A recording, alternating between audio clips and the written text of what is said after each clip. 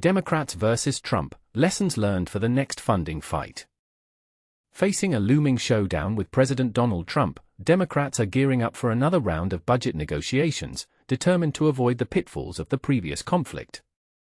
But here's where it gets controversial. Senate Minority Leader Chuck Schumer is navigating a delicate balancing act to prevent a repeat of the intense backlash his party faced in March. Following a contentious funding debate that placed Schumer at the center of anti-Trump sentiment, he's already strategizing to avoid being caught in the middle again. This time, Democrats aim to avoid the scenario where they're criticized for either compromising too much or too little, risking a government shutdown under a Republican president. In a recent caucus-wide meeting, Democrats discussed their approach to the upcoming negotiations, with Schumer emphasizing the need for unity. One senator noted, "We learned some lessons on what to do and not to do. Schumer's working on trying to find a path that unifies us."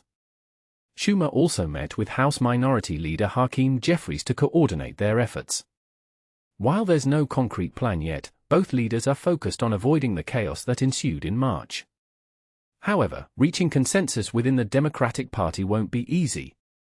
Just 9 senators voted with Republicans in March to keep the government running, and their reasons for opposing Trump have only strengthened since then.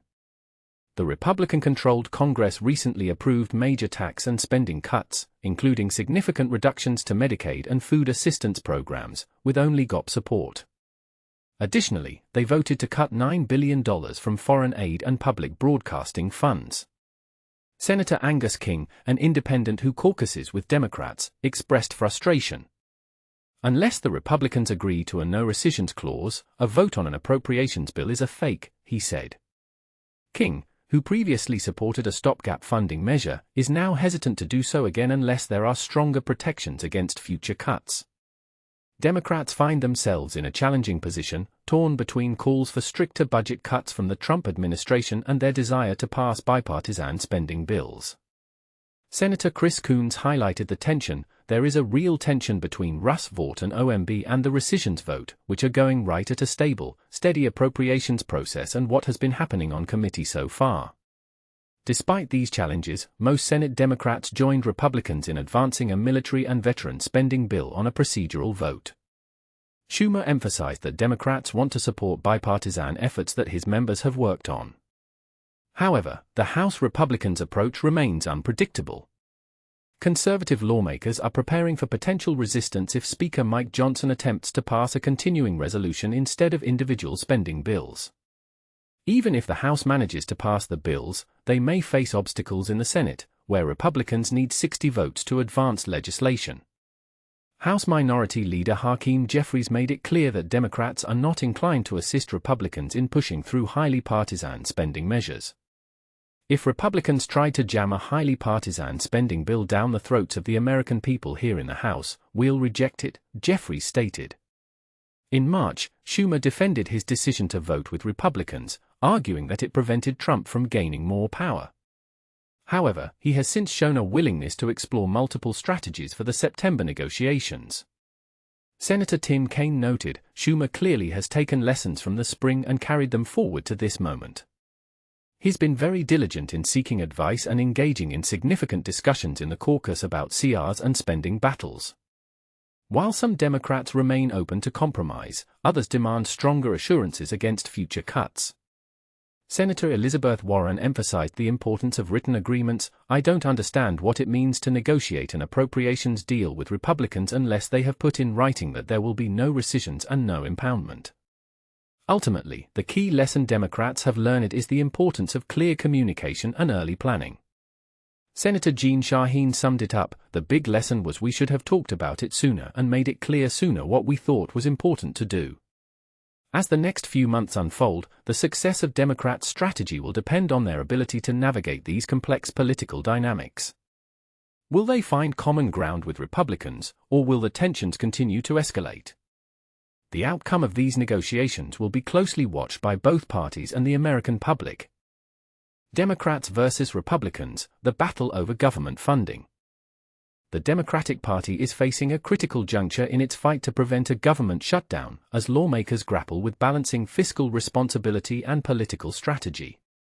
Senate Democrats convened a tense lunch meeting Tuesday to strategize on their plan to vote on the Military Construction Veterans Affairs Appropriations Bill, a pivotal spending measure due to expire on September 30. This session, which stretched into nearly 3 hours, underscored the urgency of the deadline as Democrats sought to navigate the delicate dance between preserving federal funding and avoiding a crisis.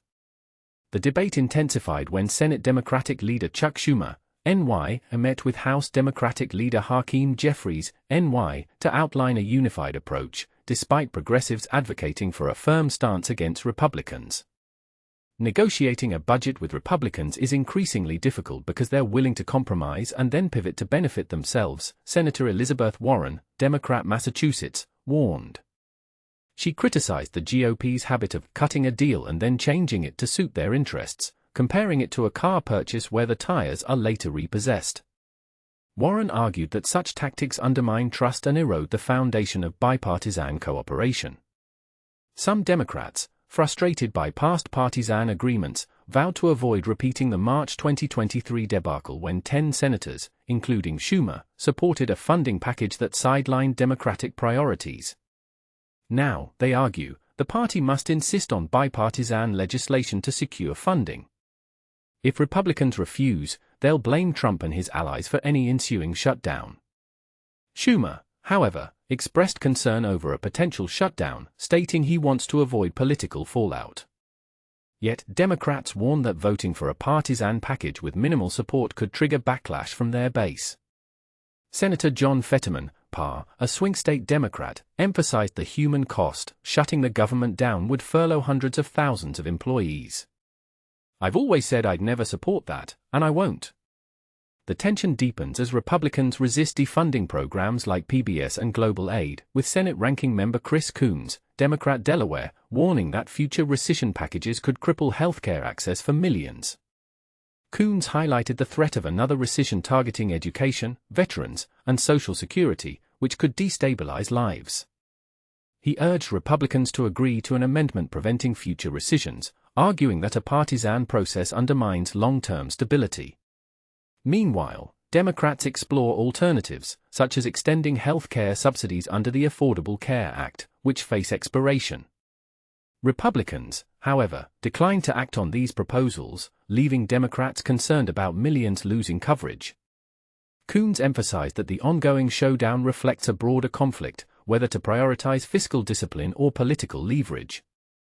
As the clock ticks towards September 30, the Democratic Party's success hinges on balancing pragmatism with principled negotiation. The stakes are high: economic stability, public trust, and the survival of essential services. But as one senator noted, the question isn't just about money, it's about who leads the country in times of crisis.